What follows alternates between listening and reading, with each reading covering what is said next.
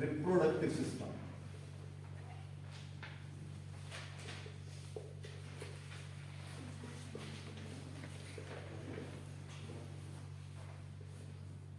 Human reproductive system, दो चीजें आती हैं। कौन कौन सी आती हैं? बताओ बताओ।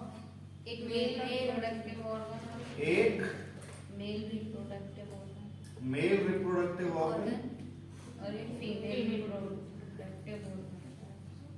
फीमेल रिप्रोडक्टिव ऑर्गन, ठीक है।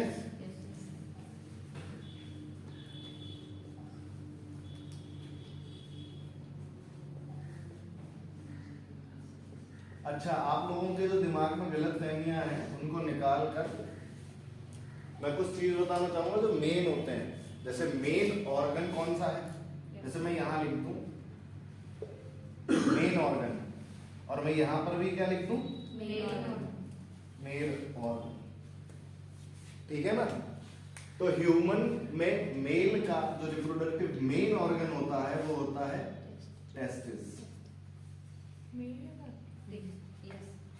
मेल का जो मेन ऑर्गन होता है वो होता है टेस्टिस। ये कितने होते हैं? 1 पेयर। कितना?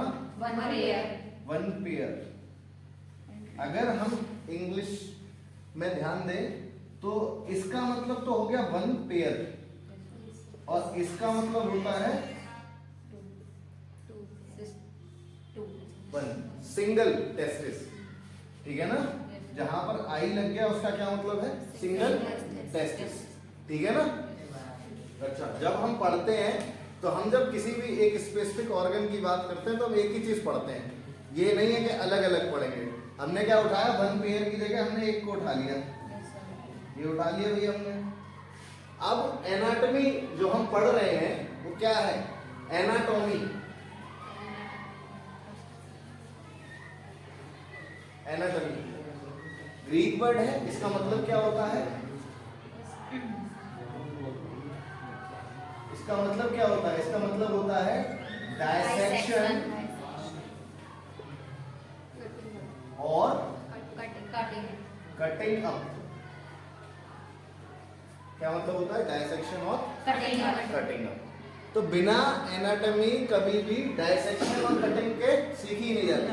डायसेक्शन मतलब भी काटना है और कटिंग अप का भी मतलब क्या है? काटना, ठीक है। एनाटॉमी मतलब काटना, स्ट्रक्चर को किसी भी आकृति को काट के उसके अंदर की आंतरिक संरचना को देखना, वो क्या होता है? एनाटॉमी, ठीक है। फिजियोलॉजी क्या होता है? हम जब बात कर रहे हैं एनाटॉमी की तो फिजियोलॉजी की बात कर लेते हैं। फिजियोलॉजी होता है कि हमने किसी भी ऑर्गन को काटा और फिर हम देख रहे हैं कि ये जो डक्ट्स हैं इनके अंदर, इनका काम क्या है। किसी का काम होगा एक्सपोर्ट करना, किसी का काम होगा इंपोर्ट करना, और कई बार ऐसा होता है कि इसी का काम है एक्सपोर्ट और इसी का काम है इंपोर्ट, ठीक है ना। दोनों में एक ही साथ चीजें बह रही होती है साथ के साथ। चलो अब हम बात करते हैं टेस्टिस की। तो जब हमने टेस्टिस को उठाया और इसे अलग करा उस पेयर से, ठीक है ना, उसके बाद हमने क्या करा? इसे डायसेक्ट करा, काट दिया। तो हमने क्या देखा? इसके अंदर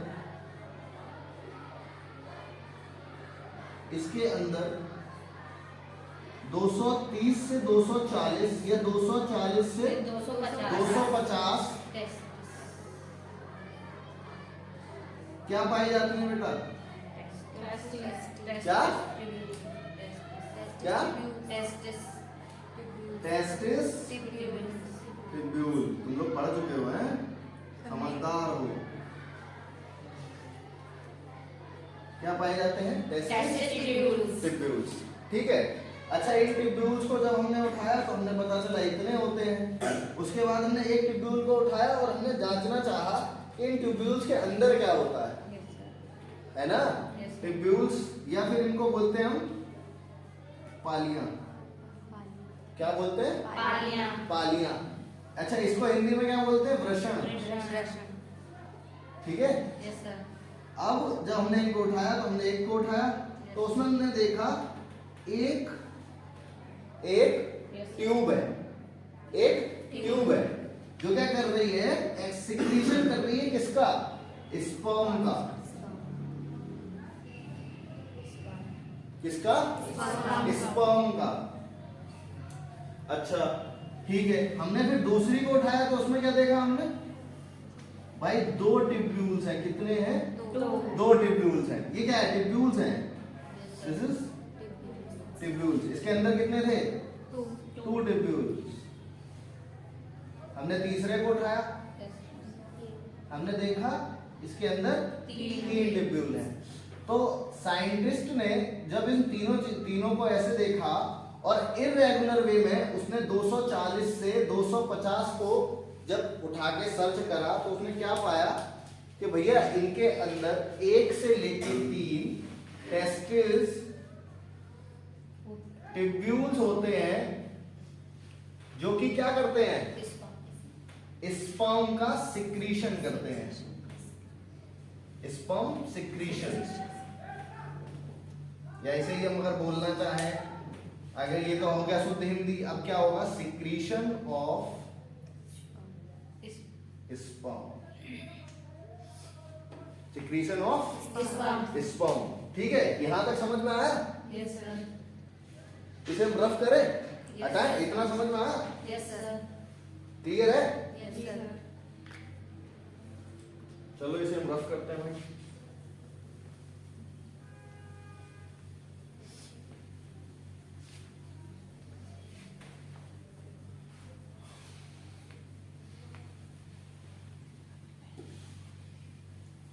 अब हम किसकी बात करने वाले हैं, फीमेल।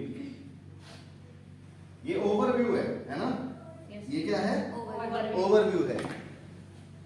अच्छा, टेस्टिस एक मेन रीजन होता है। टेस्टिस रहते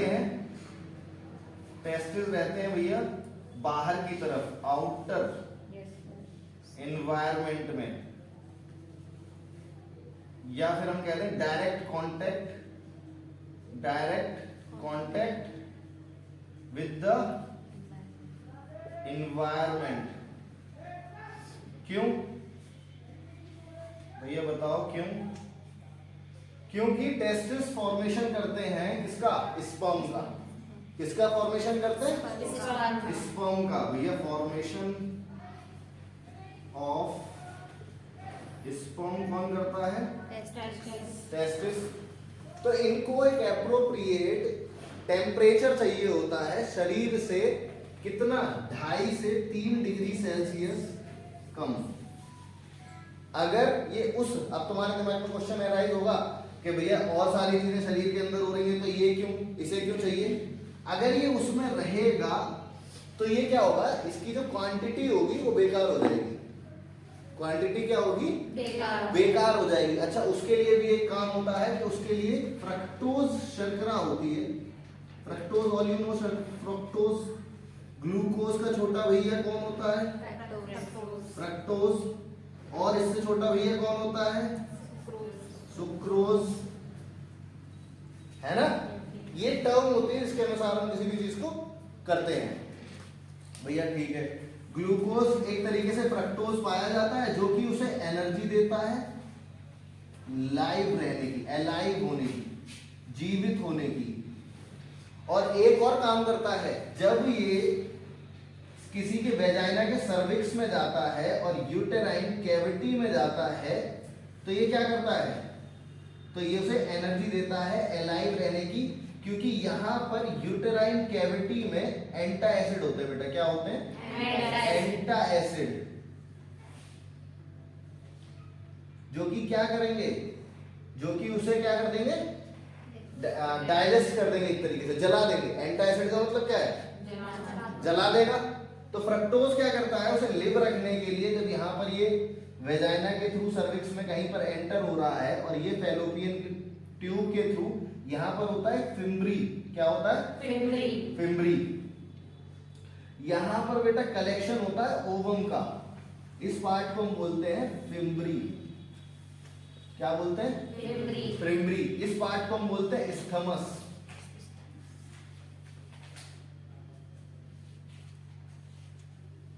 स्थमस, है ना? इस पार्ट को हम बोलते हैं फनल। फनल। इस पार्ट को हम बोलते हैं बेटा एम्फुला। क्या बोलते हैं? एम्फिला। एम्फुला। ये कुछ डायग्राम है जो कि यूटेरस कैविटी में होता है, या फिर हम कहते हैं कि फीमेल का रिप्रोडक्टिव मेन ऑर्गन जो होता है वो होता है ओवरी। इन हिंदी में इसे कहते हैं अंडाशय। क्या बोलते हैं? अंडाशय। अंडाशय। ठीक है ना? अच्छा, फॉर्मेशन ऑफ स्पर्म को हम बोलते हैं बेटा स्पर्मेटोजेनेसिस। जेनेसिस का सीधा सीधा मतलब होता है बेटा निर्माण होना किसी चीज का। जेनरेशन, जेनेसिस मतलब क्या हो गया? जेनरेशन। वो वाली जनरेशन नहीं कि first generation, to second generation, third generation. ये क्या है? एक अलग निर्माण है। ये भी उसी प्रकार का है। पहले कुछ चीजें बनी, फिर मिटी, फिर कुछ चीजें बनी, फिर मिटी। शरीर वो एक प्रकार से है कि बनता रहता है, बिगड़ता रहता है, बनता रहता है, बिगड़ता रहता है। कोई भी बच्चा किसी भी एज में या कोई भी मनुष्य किसी भी एज में एक समान नहीं रहता। वही कहते हैं ना, आदमी अंदर का मन का सुंदर होना चाहिए। ऊपर की दिखावटी चीजें क्या है? मतलब मोह माया। क्यों? क्योंकि कोई भी आजीवन सुंदर नहीं रहने वाला, कोई भी आजीवन अमर नहीं रहने वाला। सब कैसे रहेंगे? आज आए हैं, कल चले जाएंगे। समझ रहे हो? तो सुंदरता कभी भी टिकने वाली नहीं है किसी की, है ना? तो हम कहां पे थे? स्टमक और एम्फिला में स्पर्म आ रहा था, उसके एंटा एसिड्स उसे खत्म कर रहे थे, है ना? इस पूरे पाथवे को बेटा, दोनों तरफ एक ही स्ट्रक्चर है। इस पूरे पाथवे को हम बोलते हैं फैलोपियन ट्यूब। क्या बोलते हैं? Fallopian tube. जब स्पर्म आता है तो वो दोनों तरफ जाता है। ऐसा नहीं होगा कि एक ही तरफ जाएगा बेटा, दोनों तरफ जाएगा, है ना? ये है एक मतलब छोटा सा प्रारूप, ओवरव्यू रिप्रोडक्टिव सिस्टम। काफी सारी चीजें होती है। टेस्टिस से निकल रहा है तो कैसे निकल रहा है, स्पर्म हो रहा है तो कैसे हो रहा है, फॉर्मेशन ऑफ स्पर्म। और ये 2 से 2.5 से 3 डिग्री सेल्सियस जो भी कम है टेम्परेचर क्यों कम है? वो इस वजह से कम है ताकि फॉर्मेशन ऑफ स्पर्म की जो क्वांटिटी है वो अच्छे से अच्छी हो सके। वो जल जाता है ज्यादा टेम्परेचर में। अगर स्पर्म फॉर्मेशन जो होगा वो अच्छा नहीं हो पाएगा, उसकी क्वांटिटी अच्छी नहीं होगी। और मैं आपको बता दूं कि करीबन 60% जो स्पर्म होता है वो फ्लूइड होता है। क्या होता है? फ्लूइड होता है। बाकी 40% क्या होता है? सीमन। क्या होता है? सीमन। ठीक है ना? इतना समझ में आया? किसी का कोई क्वेश्चन? स्पर्म क्या होता है? स्पर्म एक ऐसा फ्लूइड होता है बेटा जिसके अंदर रिप्रोडक्शन करने की क्षमता होती है, कैपेसिटी। क्या होती है? कैपेसिटी होती है। देखो, ओवरी से निकलती है oocyte सेल्स। अंडाशय क्या सिक्रीट करता है? ओवम। क्या सिक्रीट करता है? ओवम का फर्दर चेंज होता है oocyte में। किसमें? एक टाइम पे जब ये oocyte होती हैं तो वो स्पर्म आता है। भाई स्पर्म आया, मैंने बताया था अभी, स्पर्म आता है ना? तो फिर स्पर्म जब आता है तब इसमें फर्टाइल करता है ना? किसमें करता है? फर्टिलाइजेशन होता है इन दोनों का। ठीक है? oocyte के पास एक भित्ति होती है, एक कोशिका भित्ति होती है,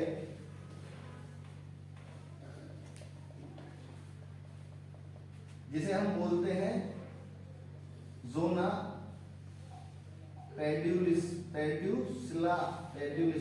ऐसे कुछ बोलते हैं उसे, है ना? क्या बोलते हैं उसका? पेड्यूला? पक्का? पेडिक्यूला।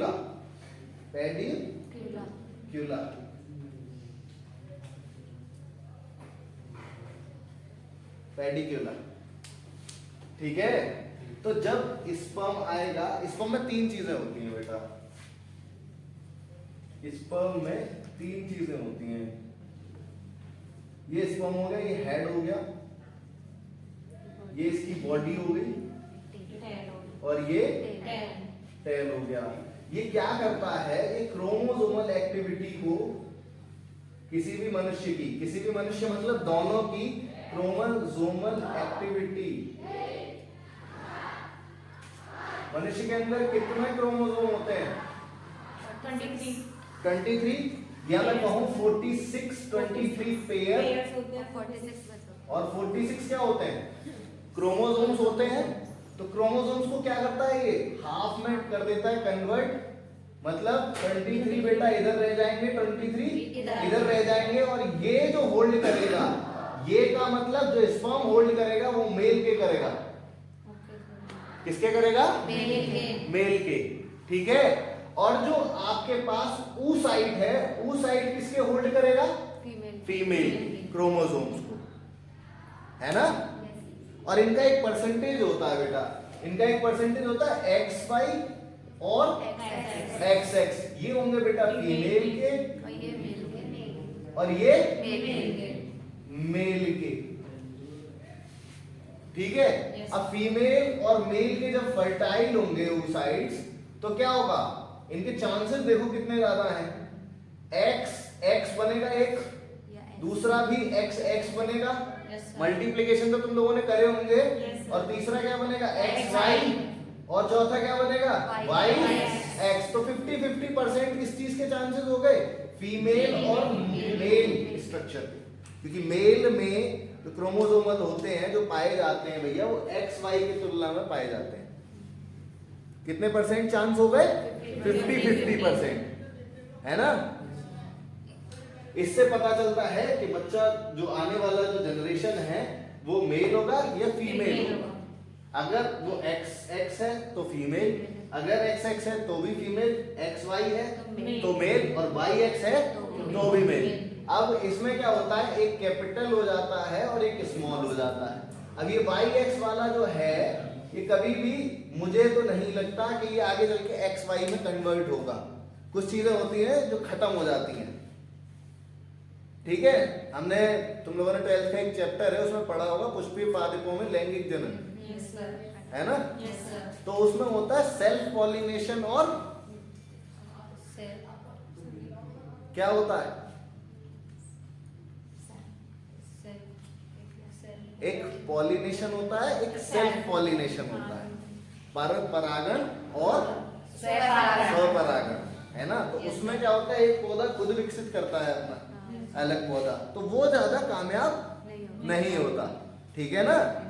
जिसके अंदर डोमिनेंट पावर ज्यादा होगी, मैं इतना डोमिनेंट हूं, मैंने सबको लोगों को इकट्ठा बैठा रखा है, कोई शोर नहीं मचा रहा, ये क्या है? पावर है ना।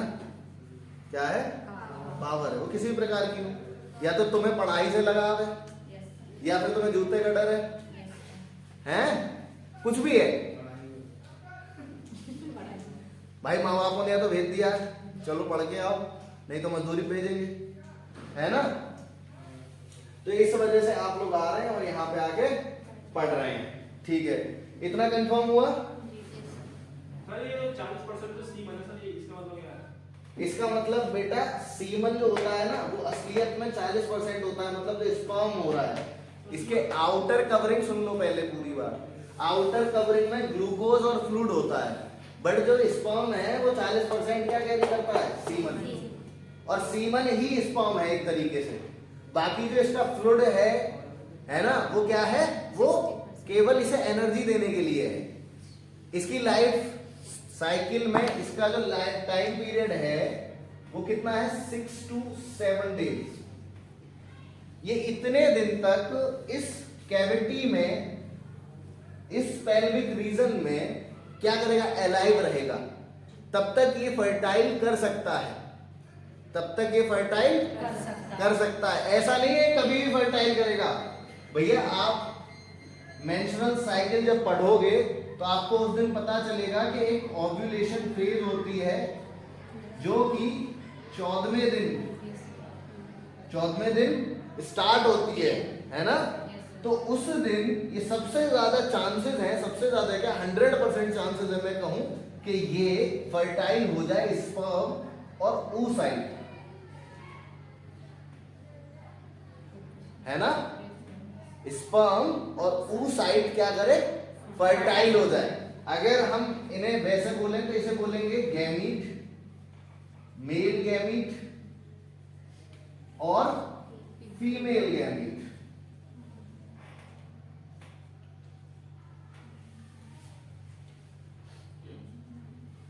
मेल गैमीट और फीमेल गैमीट, और ये दोनों क्या बनाएंगे फिर, एक जायगोट बनाएंगे। क्या बनाएंगे बेटा, एक जायगोट बनाएंगे। जायगोट से एम्ब्रियो बनेगा, एम्ब्रियो से फीटस बनेगा और फिर तुम बन जाओगे। दिस इज द ट्रुथ, है ना। और किसी के कोई सवाल हो, जवाब हो, बताओ। ओवरव्यू में क्या बताओ, क्या दिक्कत आ रही है? हाँ पूछो पूछो पूछो। सर ये आप बताए अगर XX हो तो गर्ल होगा, XY हो तो मतलब मेल होगा। हाँ, एक और तो ट्रांसजेंडर जो होता है वो कैसे होता है? ट्रांसजेंडर, आप अभी तो खैर एनाटॉमी एंड फिजियोलॉजी पढ़ रहे हैं, आगे आ जाता है बेटा डिसीजेस, एबनॉर्मलिटीज। क्या आ जाता है, एबनॉर्मलिटीज, जिसे बोल देते हैं हम डिसीजेस, और जिसे हम बोल देते हैं मैटरनल डिसीजेस।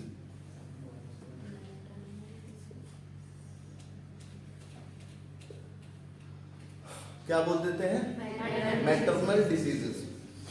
फीमेल में एक खासियत होती है कि जब उसका ओवरी क्लियर हो रहा होता है या ओवरी बन रहा होता है, तो उसमें एक सेल होती है जिसके अंदर बाहर की तरफ कॉर्टेक्स और अंदर की तरफ मेडुला प्रेजेंट होता है। बाहर की तरफ कॉर्टेक्स और अंदर की तरफ मेडुला। तो जो कॉर्टेक्स वाला पार्ट होता है वह कई बार ना चाहते हुए भी वाई ग्रुप को क्या करता है, एब्जॉर्ब कर लेता है। तो इसकी एनसीईआरटी अगर पढ़ोगे कि लाइन क्लियर हो जाएगी मेरे भाई। पहली बात तो ये। दूसरी बात, जो तुम ट्रांसजेंडर वाली बात कर रहे हो, एक कंफर्म हुआ। अब दूसरी बात पे आते हैं, ट्रांसजेंडर वाली बात पे। तो ट्रांसजेंडर बेटा जब भी किसी का स्ट्रक्चर, सबसे पहले एम्ब्रियो के अंदर जो चीज डेवलप होती है वो स्ट्रक्चर डेवलप होता है। क्या डेवलप होता है, स्ट्रक्चर। उसमें किसी ना किसी वजह से कोई चोट लग जाए, कुछ भी हो जाए, कई बार फ्लूइड कम हो जाए मदर के अंदर, तो कई सारी मतलब अपंगता जिसे बोल देते हैं वो आती है ना। तो वो एक कारण है जिसकी वजह से ट्रांसजेंडर जो बोलते हैं। और पहली बात तो ट्रांसजेंडर जो होता है ना, वो अपने आप को परिवर्तित कराता है। असली वर्ड होता है किन्नर। तुम्हारी इंफॉर्मेशन पहले हम ये क्लियर करते, तभी बोलते तो मुझे लगता है गुरु जी को कुछ आता नहीं है, तो हमने कहा पहले तुम्हें क्लियर करें। ट्रांसजेंडर समझो, अपने आप को परिवर्तित करता है दूसरे में, है ना। जैसे कोई फीमेल है वो मेल में कन्वर्ट हो जाए, मेल जो है वो फीमेल में कन्वर्ट हो जाए, उसे हम बोलते हैं ट्रांसजेंडर, है ना। और कुछ बताओ भैया, तुम आज खोज के सवाल निकालो, हैं, समझ गए इसमें। लाइफ साइकिल 6 से 7 डेज होती है, ऐसी ओवम की होती है। हाँ बेटा, ओवम की होती है, मेंस्ट्रुअल साइकिल होती है भैया। मेंस्ट्रुअल साइकिल में क्या होता है, ओवम बनता है। ये मेंस्ट्रुअल साइकिल जो होती है, जैसे कि मैंने बताया, कहाँ गया, 14 दिन में ओव्यूलेशन स्टार्ट होता है। तो यहाँ पर 4 फेजेस होती हैं, है ना, जिसके दौरान ये बनता है। और इसका जो समय होता है 0 से 28 डेज का होता है।